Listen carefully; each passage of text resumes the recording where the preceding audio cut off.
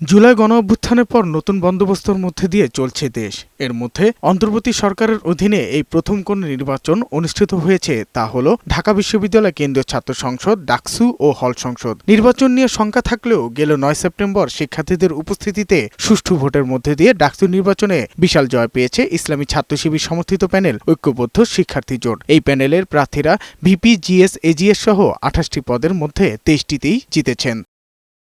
শীর্ষ ৩ পদের পাশাপাশি ডাকসুর ১২টি সম্পাদকীয় পদের ৯টিতেই জিতেছেন শিবির সমর্থিত প্যানেলের প্রার্থীরা। এছাড়া ডাকসুর ১৩টি সদস্য পদের মধ্যে শিবিরের প্রার্থীরা ১১টিতেই জয়ী হয়েছেন। বিশ্ববিদ্যালয়টিতে এবারই প্রথম এমন বিজয় অর্জন করল তারা। নির্বাচনের ফলাফল বিশ্লেষণ করলে দেখা যায় বিজয়ীদের সাথে তাদের নিকটতম প্রতিদ্বন্দ্বীর ভোটের দূরত্বও বেশ কয়েক হাজারের।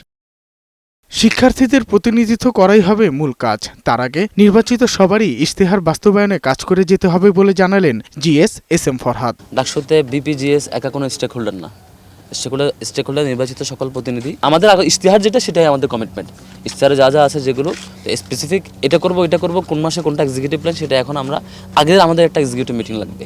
এখন শিক্ষার্থীদের কমিটমেন্ট রক্ষা করা আমাদের কাজ, শিক্ষার্থীদের প্রত্যাশা পূরণ করা আমাদের কাজ, ঢাকা বিশ্ববিদ্যালয়ের শিক্ষার্থীদের প্রতিনিধিত্ব করা আমাদের কাজ। আর শিক্ষার্থীরা স্বপ্নের ক্যাম্পাস বিনির্মাণে প্রশ্নের মুখোমুখি করে কাজ করিয়ে নেবে বলে জানালেন ভিপি সাদেক কায়েম। সকল শিক্ষার্থীরা আমাদেরকে যে কোনো বিষয়ে যে কোনো সময় তারা আমাদেরকে প্রশ্ন করতে পারবে।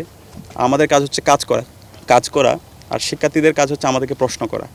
তো আমরা আশা করছি আমাদের যে সময় আছে সেই সময়ের মধ্যে শিক্ষার্থীদের যে আকাঙ্ক্ষা, আমাদের শহীদদের যে আকাঙ্ক্ষা, জুলাইয়ের যে আকাঙ্ক্ষা, সেই আকাঙ্ক্ষার আলোকে আমাদের এই ক্যাম্পাস, আমাদের ঢাকা বিশ্ববিদ্যালয় ক্যাম্পাসকে সাজাবো এবং আমাদের সবার লক্ষ্য এই স্বপ্নের ক্যাম্পাস বিনির্মাণ করা। জুলাই পরবর্তী পরিস্থিতিতে নিরাপদ ক্যাম্পাস বিনির্মাণ ও শিক্ষার্থীদের প্রতিনিধি হয়ে দায়িত্ব পালন করে যাবে বলে জানান তারা। সাজ্জাদুর রহমান, বৈশাখী সংবাদ, ঢাকা।